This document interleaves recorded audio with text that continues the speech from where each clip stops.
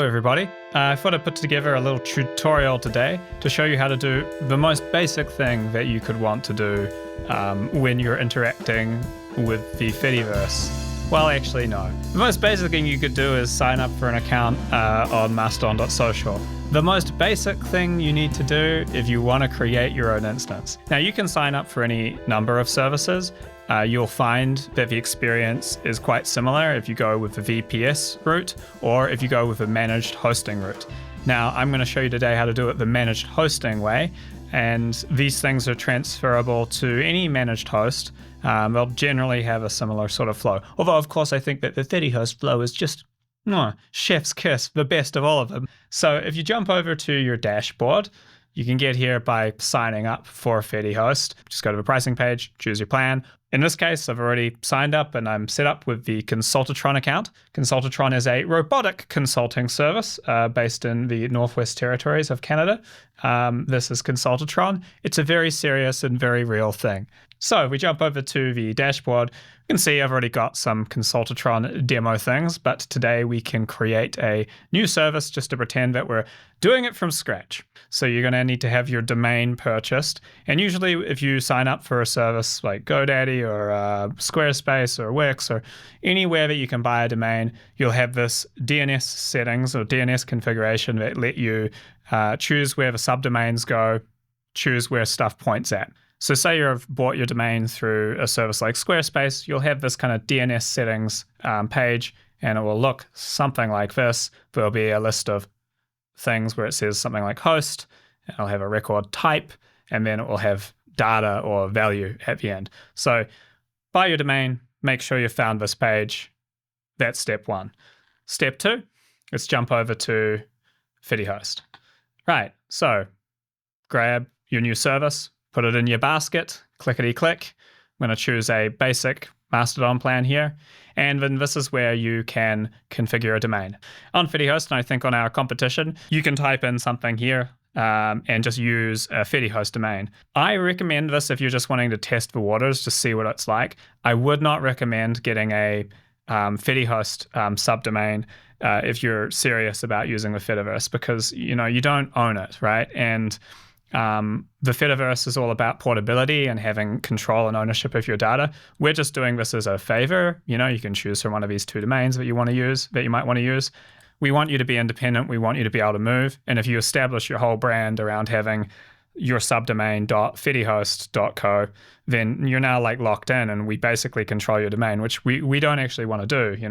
We want you to be free to leave. So the best thing to do is set up a custom domain to match the one that you've just set up. So let's choose our domain here. Now, you might want to set up your root domain, consultatron.com. Problem is, there's already a website sitting there. So you have to put it on a subdomain. There is a way that you can shorten your domain, and I'll link to that tutorial later. It's called WebFingers. That's the technique. Guess you can skip the queue and just Google WebFinger Mastodon. But for now, we're just going to set up with the standard technique. And what I would recommend, regardless, just setting up a subdomain. So let's go for social.consultatron.com. There's nothing sitting there. Select the domain, and you'll get this little error. And this is basically the only complex, in my opinion, part of setting up a Mastodon instance with a managed hosting service. You need to change your DNS settings. So let's jump over to the DNS settings for Consultatron. Our DNS settings are stored over on DigitalOcean. So inside DigitalOcean, we'll see our Consultatron DNS settings, and these are what standard DNS settings look like. They sometimes have slightly different terminology, which can make it kind of confusing. Generally, you can kind of get a bit of a cue as to what's supposed to go there from the text that's written in the other records. There's generally kind of a host name or something like that, and then like a value, or sometimes it'll be called text or record or something. I personally find it's pretty easy to flip these guys around, but no harm done, especially when you're setting up a new thing. Just don't delete the other records. So it's time to configure our DNS. So if we look over at the instructions here, we'll see the first thing is that it should be type CNAME. So we jump over here, looking at these records, we'll see CNames right here. Give it a click. Next thing, the TTL, time to live, I believe is the acronym, is 600. So it's quite short. You want it to be low so that it updates quickly and you can get through this. If you set it as a really large number, it's not going to update very quickly and you'll be waiting for hours before you'll be able to get into your instance. So time to live here, 600. Next value, hostname, social.consultatron.com. I'd say next to inverting the hostname and the target, the most common thing is what we're about to see here. I paste it in, and DigitalOcean has done something helpful, which is adding automatically the consultatron.com domain to what we already wrote. But often what you'll get is this issue where the automated adding of a domain turns the value into social.consultatron.com.consultatron.com. What you want to do there is keep an eye out for this automatically happening. Sometimes you won't see that it's done this until after you create your record, which is annoying. So it's nice that DigitalOcean has spelt that out for you there. But very likely if you're having problems with your DNS, it's related to this. You just want to remove that last little bit and make sure that actual resolved final hostname matches what FediHost has said over here. And then over here on the target, lb.fedihost.co, copy that, and you put that over into here. So you can see is an alias of, that's a different terminology. And I think this is where often you get kind of confused. Just DNS has slightly different terminologies for the two values across different services, and yeah, it's annoying. You sometimes have them inverted and flip them around. If you run into an issue, the first thing to look for is if the host name's wrong. The second thing to look for is if you flipped the alias in the host name field, or the target and the name field, or the host name and the target field.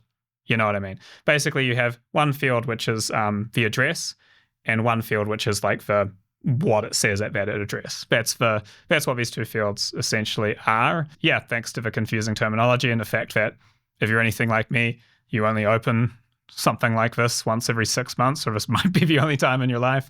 Yeah, it can be a little annoying. Okay, so you hit create record. There goes our record, social.consultatron.com. It's an alias of lb.fedihost.co. Found that FediHost is pretty good at actually picking this stuff up immediately. So if we select the domain, bam, there we go. Hit create instance. Apparently I'm buying 2 Mastodons. Oh, this is because I'm getting a second Mastodon. Great, got it. So I'm going to hit create instance, create my second Mastodon instance, and here we go. So now before we proceed, we need to go and hit setup. And you'll see you need to choose a Mastodon admin account. And then you have over here the web fingers. Now, web fingers are a setting which I'm going to break out into a separate tutorial linked below that allows you to shorten up your domain name. So watch that tutorial if you're interested to know more about web fingers. I'm just going to hit create instance here. And the creation's scheduled. It'll be up in a few moments.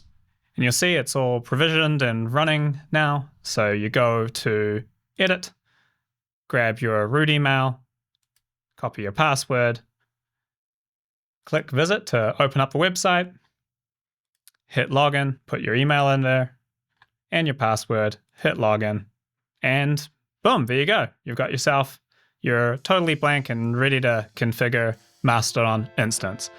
I'll be covering that in another tutorial, how to configure your Mastodon and get going with things. But for now, yeah, you can click around and you're good to go.